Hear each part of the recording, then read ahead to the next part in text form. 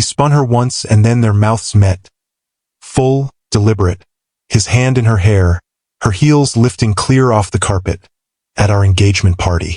The room froze. My glass stayed in my hand. My heartbeat did not. When she finally noticed the silence and saw me, she laughed and said, "Babe, relax. It's just how I say hello to old friends. My name is Ethan Cole, 29. I'm an operations analyst who organizes lives and budgets for a living, which means I tend to believe in plans and calendars and quiet, steady love." I proposed to Sabrina Hayes, 27, a public relations coordinator with a laugh that could fill a room and a knack for talking anyone into anything, including me. We'd been together 4 years, engaged for 6 months, and by the time her parents offered their country club for the engagement party, it felt like a soft launch for the life we were building. One apartment, one cat named Milo, one shelf of cookbooks we swore we'd use more often, and one bridesmaid spreadsheet color-coded so aggressively it could have been a museum piece. Her mother, Valerie, is the type who writes thank you notes while the gift wrap still warms from the scissors. Her father, Charles, has a handshake like a contract. They went all out. 120 guests. A jazz trio, monogrammed napkins, oysters for people who like brine forward notes, and a photographer hired to capture moments for the wedding album. I paid half the photographer's fee. It felt symbolic, us co-signing our memories. 2 hours in, I was swapping childhood stories with my cousin near the bar when the room changed. A squeal, Sabrina's, cut across conversation. She was suddenly sprinting toward a tall guy in a navy suit I didn't recognize. He lifted her off the ground like a scene everyone but me had rehearsed. The kiss that followed wasn't a European cheek brush or a quick, polite peck. It was unmistakable, intentional, a choice. When she saw my face, she smiled the way you smile at someone who spilled coffee and you're teasing them for fussing. "Ethan, this is Miles Turner from college. Don't look so serious." The band had stopped mid-song. Even the bartender paused mid-pour. Amber whiskey arcing through air into nothing. If I tell you I should have seen it coming, I'm not being brave. I'm being accurate. The red flags didn't wave. They fluttered at the edges of otherwise beautiful days. There was the first one, almost a month after we got engaged, when a new name kept appearing on Sabrina's phone. "Group project friend," she said, turning the screen away because she was editing a surprise for me. I didn't pry. In my world, you earn trust by living as if you already have it. The second came when we were building the guest list. I noticed a blank line. No last name, just Miles, maybe. "Who's Miles?" I asked, pen hovering. She shrugged. "Old classmate. He lives nearby now. It'd be rude not to invite him if he hears about the party." How would he hear about it? College people talk. I wrote nothing and moved on. Later, she casually said we should add him. He was helpful with a capstone once. We were really close. "How close?" I asked. She smiled. "Close like late-night study sessions and group coffees." "Relax, Ethan." The third flag was smaller in shape, larger in weight. A story she told about an ex who was obsessed with her, who wouldn't let go. I asked if he was still in her life. "Not really," she said, and when I noticed she still followed him on every platform, she explained, "I keep people on socials to keep things civil." Then there were the words, little receipts that don't look like receipts until you tape them together. "I love that you don't get jealous. It makes me feel free. Sometimes I wish you'd fight for me a little. Like in movies. My friends think you're very stable." Stable was said as if it were stale wearing a tie. When I asked to see the dress-fitting schedule, she lit up. When I asked to see the vendor contract she'd told me she'd finalized, she deflated. "You're turning this into homework," she said, and changed the subject to playlists. There were the text messages that popped up when her phone lit the kitchen like a blue aquarium at midnight. She'd left it face up while showering. The name read M. The preview said, "You were right. Tonight could be interesting." I put the phone down. When she came out, towel-wrapped, I asked, "Everything okay?" "Work," she said too quickly. "A client event." "Do I know the client?" "You don't know every thread in my life, Ethan." Smiling but edged. A week before the party she asked, out of nowhere, "Hypothetically, Would you be mad if I hugged someone intensely? What does intensely mean? You know, like if you jump into a close friend's arms? At our engagement party? Hypothetically. I think context matters, I said, not understanding I was being tested for a permission slip I would never sign. The night of the party at Hawthorne Ridge Country Club timed itself like theater. Jazz murmured. Someone's laugh flared and fell. Sabrina's mom floated from table to table like a cruise ship director, while the photographer caught candids of grandparents and babies, champagne and centerpieces. Sabrina was in a deep green dress, the one that made her eyes look like they could talk. She kept glancing toward the entrance. Then came the squeal, the sprint, and Miles. Tall, tidy fade, navy suit. A face that looked practiced at charming rooms. The hug lifted her. The kiss held too long. I recognize a performance when I see one, and this felt like standing in a gallery watching the painter accidentally unveil what they wanted everyone to gasp over. People stared at me, not as if I were a man, but as if I were a referendum. What does this kind of man do now? Smile? Swallow? Make a scene? Sabrina finally caught the room's silence and looked over, giggling like a teenager who got away with cutting class. Babe, this is Miles. We were super close in college. Don't be so serious. I walked over with my glass steady enough to pass an inspection. You just kissed another man. At our engagement party. She rolled her eyes lightly, the way you roll a window down to let out the heat. It's how I say hello to old friends. We were really close. Miles, and I'll give him this, looked uncomfortable. Congrats, man. Big night. I turned to Sabrina. So, that's how you greet old friends? When you were really close? Yes, she said. Don't make this weird. The room had gone so quiet even the ice in my glass sounded loud.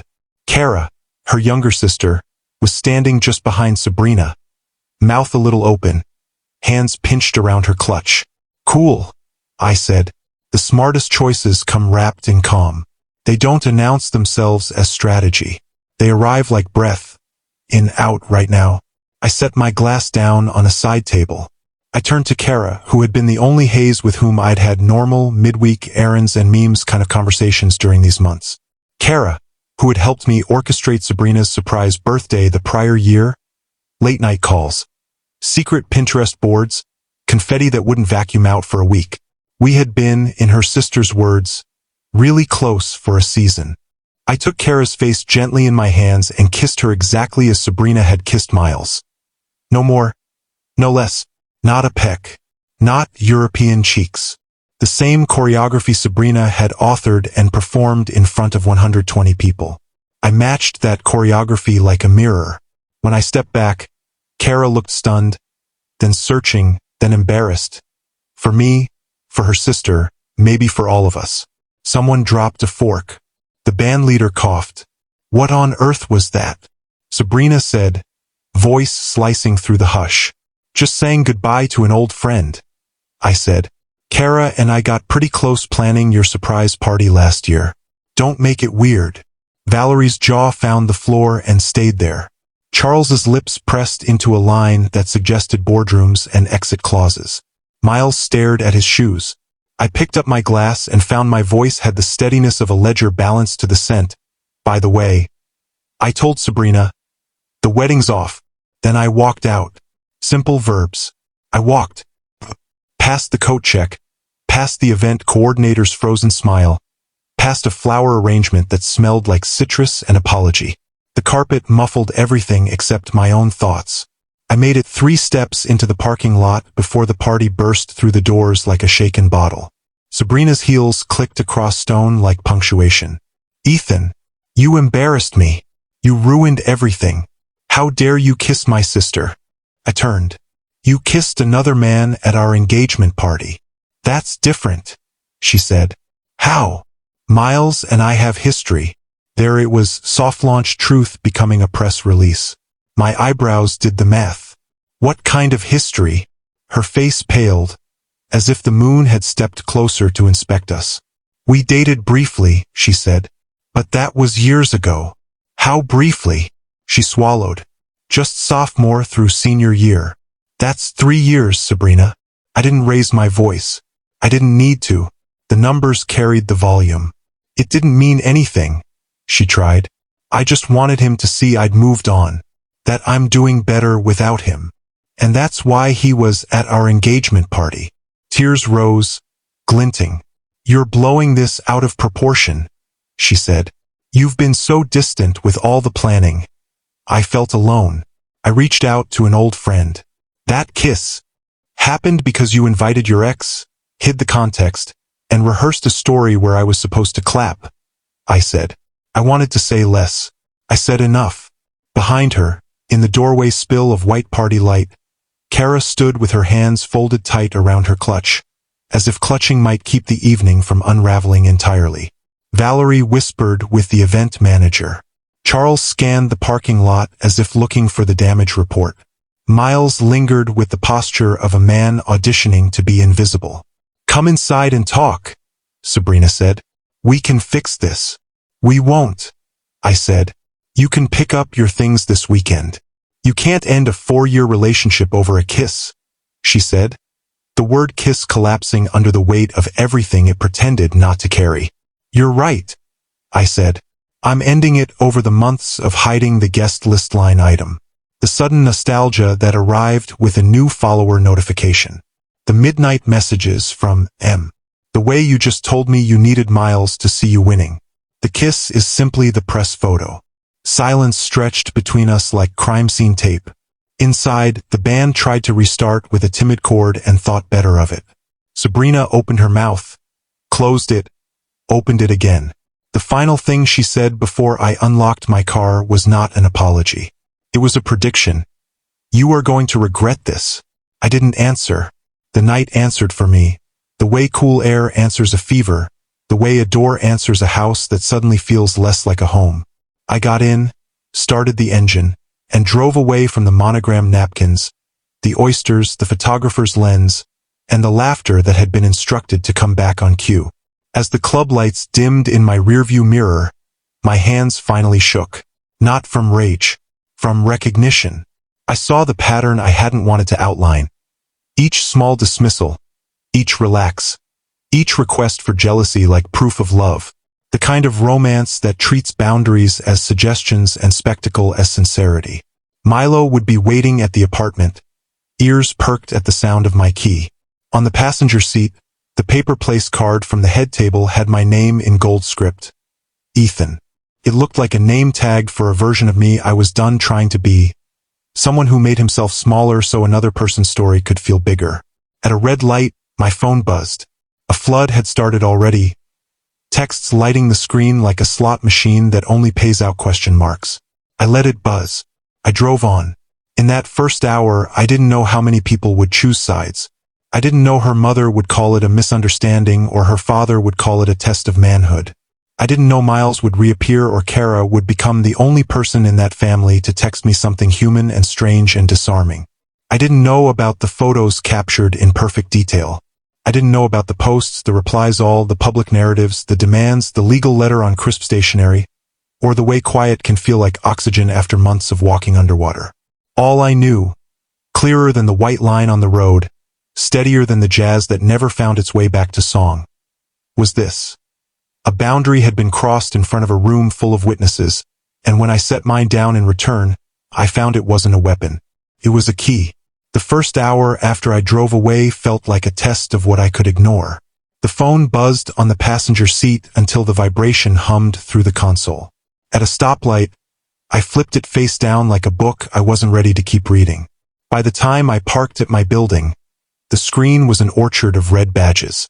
I fed Milo, sat on the floor with him while he pretended not to purr, and finally opened my messages. They read like a chorus that couldn't agree on a song. From Sabrina, 47 texts, 1 missed call.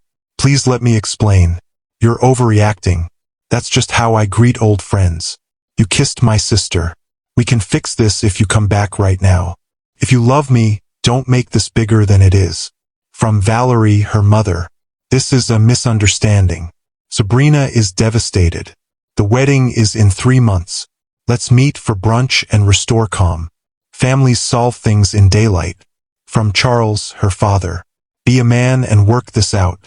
Call me in the morning. I have practical solutions. From Kara, her sister. Wow. I'm sorry for the circus. Also, for what it's worth, you handled yourself with dignity until you didn't.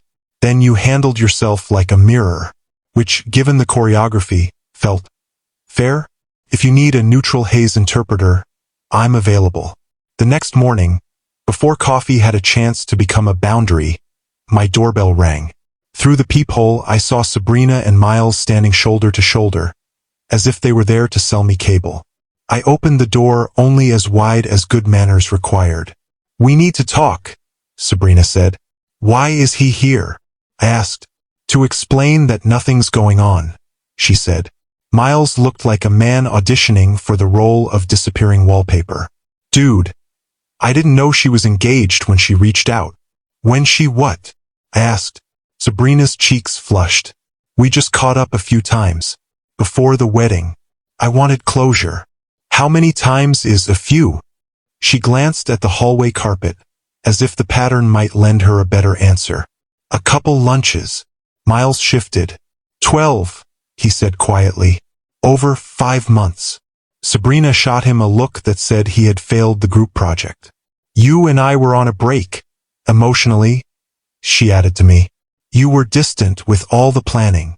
I was working overtime to pay for the planning, I said. My voice stayed calm. It had learned how last night. Can we please talk inside? She asked. The neighbors. No, I said. We're done. Pick up your things this weekend. You can't end a 4-year relationship over a kiss. You're right, I said. I'm ending it over months of hidden lunches, a guest list invitation behind my back, and telling him we were on a break that only existed in your head. I nodded at Miles. With respect, you should go. He half saluted the carpet and retreated to the elevator. Sabrina's eyes were glassy with shock that had not yet converted to regret. You'll regret this, she said again, as if repetition could make prophecy. After they left, I stared at the neat stack of engagement party materials on my kitchen counter, ribboned favors we'd brought home, a menu with our names and scripts, the photographer's business card. That last one was an invitation to document truth. I emailed him. Hi, I wrote. Since we were both clients on this event, please send me the digitals as soon as possible. He replied within the hour. Files attached, time-stamped, crisp as memory when it wants to be believed. The series was a story all by itself. Sabrina sprinting, Miles scooping, the kiss, the room's silence, my face like a ledger line, my decision, Kara's shock, the walkout, the parking lot confrontation. Valerie called while the download bar crawled across my screen. Ethan, let's be civilized. A single photograph can lie. Fortunately, I said, this isn't a single photograph. Pictures are contextless. We can fix the narrative. I'm not in the business of fixing narratives, I said. I prefer to own them. When the files finished, I chose one. Clean composition, no bystanders looking ridiculous. Just the essential architecture. Her kiss, his hand in her hair, the monogram backdrop that said Hayes and Cole in looping gold. I uploaded it to my social page with a caption that told the truth without decoration. That awkward moment when your fiancée demonstrates how she greets old friends at your engagement party. Wedding's off, but at least the photos are memorable. I put my phone down and made coffee. By the time the kettle clicked, the comments were a gallery of reactions. Confusion, disbelief, awkward humor, and, unexpectedly, kindness. Not everyone needs nuance to recognize a boundary. Some just know when a line has been crossed with a neon highlighter. Sabrina called, voice trembling. You're trying to humiliate me. You did that work yourself, I said. I posted documentation. Take it down. No. Then the cavalry arrived in an arrangement only a public relations family could conceive. Valerie and 3 bridesmaids at my building's entrance with tote bags and a phone on live stream. They attempted to collect Sabrina's things, which apparently included my 65-inch TV, community property because she watched movies on it, my game console, self-care is joint property, my espresso machine, you upgraded it during the relationship, so symbolism, half the furniture, ambience is shared, and Bafflingly, Milo, but she has a cat allergy, the building manager said, perplexed, as if allergies were negotiable like centerpieces. When I wouldn't let them in, the live stream narrator switched from honey to vinegar. Within minutes, the building manager had called the police. Not because there was danger, but because there was spectacle. 2 officers arrived, watched 30 seconds of Valerie's broadcast, and suggested they leave or face a harassment citation. The tote bags retreated. The live stream ended with a flounce. I texted Kara, "I'm sorry that your Saturday is now a television show." She replied, "It's a limited series. I'm opting out after the pilot." By late afternoon, Sabrina escalated to a different strategy. My mother. My phone lit with Mom's name and a laugh pressed through the speaker before hello. "Did Sabrina really call to say you were having an emotional spiral and needed an intervention?" "She did," I said. "For the record," Mom said, "the only spiral I see is hers. You're invited for dinner tomorrow. Bring Milo. We will say kind things about boundaries." If the day had ended there, it would have already been enough story for a season. But entitled narratives rarely accept a single act. At 7 p.m., Sabrina sent a mass email to our entire wedding guest list titled Important Update. Postponement. She wrote about my emotional instability, her commitment to standing by me, and the hard decision to pause our celebration. She CC'd me, which was a mistake. I hit reply all and kept it clean. "Hi all. Quick clarification. The wedding is cancelled because Sabrina kissed her ex at our engagement party and had been meeting him for months." Attaching the photographer's image for clarity. If you made deposits or bought gifts, please direct refund questions to Sabrina, as this was her choice. "I'm okay, just single. Ethan." The inbox became a theater of gasps typed into keyboards. Some wrote to me privately with empathy. A few of her relatives tried the family version of damage control. My aunt missent a rallying text, "Get her behavior addressed, nephew." Valerie wrote a furious one-liner about decency. Charles sent a calm note about reputations and restraint. And then, a message I did not expect. From Andrea, Miles's girlfriend of 2 years. "Hi, I saw the photo. I recognized him.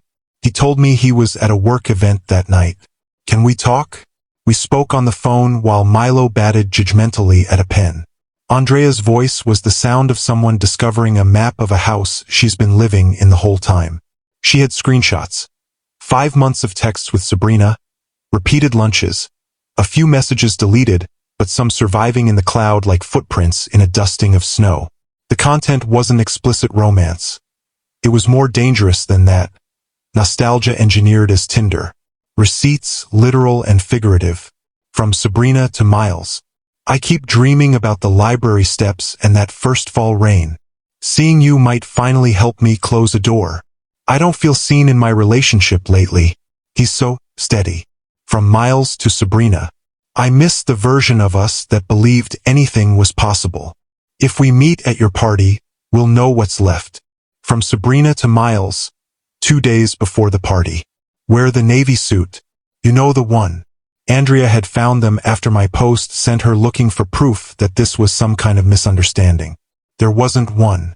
We compared timelines and filled in blank squares on each other's calendars. When we hung up, we were not allies. We were simply 2 people who had chosen to give truth a shape. I forwarded the screenshots to Sabrina with a single line. "Still think I'm overreacting?" Shortly after, the security desk at my office called. "There's a Ms. Hayes insisting she needs to see you for an emergency." I told them to be polite and firm. She was neither. She raised her voice in the lobby about betrayal and public shaming and ruined lives. My boss watched through the glass as if viewing a weather system roll through. When security escorted her out, he came to my door with a measured knock. "Now I understand the personal days," he said. "Take one more if you need it. Then come back and be excellent." Sometimes professional kindness wears a simple suit and a sensible tie and is more radical than any speech. That evening, Valerie called with a new angle. "We'll reimburse the engagement party if you agree to couples counseling, write a joint statement, and proceed with a smaller ceremony to avoid further scandal." The words were a bouquet. The thorns were the conditions. I told her no. She accused me of pettiness. Your daughter is emailing our guests about my instability, I said. Truth is not petty. Charles followed with what I privately labeled the businessman special. I'll pay for 6 months of counseling, he said. I'll purchase a starter home as a wedding gift. We'll set up a trust for future children. Let's stabilize this. People make mistakes. Some mistakes are decisions, I said. And some decisions have endings. Later, Kara texted. This stays between us. Dad offered me $10,000 to convince you to take her back. I said make it 20 and I'll consider convincing him to stop asking. Kidding. Mostly. P.S. Miles is already DMing me about redemption. Please understand that this is beyond parody. Thank you for the honesty, I replied. In the days that followed, the consequences found their own gravity. Sabrina requested to pick up her belongings. I boxed them neatly. I labeled each tote. I included a printed list for transparency, down to the last keepsake. She arrived with a friend and left without dramatics. I think paperwork has a way of cooling fires. Then a cream envelope slid under my door one evening with a pen skate of my name across it. A letter from an attorney. It demanded the return of the engagement ring, compensation for emotional distress caused by my post, half the value of shared assets, and a cease and desist regarding defamatory claims. I sent it to my lawyer, who wrote a response that belonged in a museum of common sense. He cited state law. An engagement ring is a conditional gift tied to marriage. The condition had not been met. He pointed out that the image was taken at a public event and shared without misrepresentation. Truth is an absolute defense. He noted we had no shared assets. We'd lived in my apartment, and anything purchased jointly had receipts with names. He countered with an invoice for my $3,000 contribution to the engagement party and the $8,500 in deposits I would not recoup. The next day, her attorney suggested we handle matters amicably, which is legal for we blinked. Meanwhile, the photo existed on the internet the way a bell exists in air after it rings. Felt, referenced, fading at its own pace. People moved on to other shows. But the inside circle, families, close friends, took longer. Valerie sent intermittent messages about real love fighting for outcomes. Charles invited me to lunch and, halfway through a respectable steak, offered me a position at his company as an olive branch. I said I preferred my current branch. Not all of it was tidy. Sabrina made a midnight appearance beneath my window one weekend with a portable speaker playing our song. The neighbor with early shifts called the police before I could even reach the intercom. Public intoxication is an unfortunate coda to many public theatrics. Valerie phoned me at 7 a.m. to blame me for the arrest. I told her I didn't dial the number, and even if I had, grown decisions have grown outcomes. But there were quiet victories, too. My apartment held more air. Milo slept belly up, a cat's vote of confidence. I went back to the climbing gym I'd neglected during months of wedding logistics and found the wall did not care about my personal life. It asked the same questions as always. What's your next hold? Are you breathing? Can you trust your grip? In the background, stories continued. Andrea and Miles tried to salvage their relationship. He proposed with a ring that looked suspiciously familiar on social media. Sabrina posted an essay-length caption about finding one's truth, complete with sunset photo and a quote about growth that had too many ellipses. Kara sent me the screenshot and a row of laughing crying emojis, then a photo of herself in a new car. Thanks for the best leverage ever, she joked. Humor, I learned, is sometimes the only way out of a family labyrinth. What mattered most to me wasn't any of that. It was this. I had stayed calm and chosen a response that mirrored a boundary rather than hurled a brick. I didn't post out of vengeance. I posted out of documentation. I didn't argue with relatives into the night. I sent one concise reply all. I didn't bargain when offered houses and trusts wrapped in conditions. I said no like a complete sentence. Consequences gathered themselves without my choreography. Social fallout doesn't need a director. It only needs light. And under all of it ran a current I hadn't expected, relief. It is astonishing how loud a quiet apartment can be when you've spent months negotiating with someone else's idea of you. In that quiet, I heard my own voice again. Receipts that mattered most. Lined up, dated, time-stamped. The guest list edition she didn't disclose. The lunches called closure. The midnight text previews with a single letter for a name. The hypothetical she asked me a week before the party. The kiss that ended a room and started a truth. The email where I told the story without adjectives. The legal letter that tried to rename consequences as damages. The answer I kept giving calmly, consistently, completely. By the end of that second week, I had moved her things, changed my passcodes, and adjusted my route to avoid that country club. I also accepted a standing invite to my parents' house on Sundays, where my mother fed me kindness disguised as roasted chicken and my father kept saying, "Proud of how you handled yourself, son," as if repetition could repair something he could not. I slept. I worked. I climbed. I started a book club because I'd been saying I wanted one. People came. We argued kindly about endings. Stability, I discovered, is not stale. It's a quiet room with a door you can lock when the parade outside insists you owe it an audience. I did not chase Sabrina. I did not try to out-argue a narrative that lived on performance. I made a single decision and let it stand. The reversal didn't look like fireworks. It looked like a photo, a reply all, a no to a bribe disguised as a home, a yes to my own life. It looked like Sabrina confronting the social reality that not every room would award her the role she had written. It looked like Miles discovering that nostalgia is not a bridge. It is a loop. It looked like Valerie realizing an audience cannot always be managed. It looked like Kara choosing to be a person instead of a pawn. When people asked, "How did you keep so calm?" I told them the truth. I was tired. Tired of being asked to make jealousy a proof of love. Tired of being told that lines and pencils don't count if someone presses hard enough. Tired of accepting the idea that a spectacle could be renamed sincerity if enough people clapped. There is a peculiar freedom in saying, "No, thank you," to a life that looks good in photos but feels unstable in the bones. So now I ask you, was I wrong for matching her kiss with her sister's? Was I too harsh for ending the wedding then and there? Or was holding my boundary the only way to keep myself whole? I'll let you decide.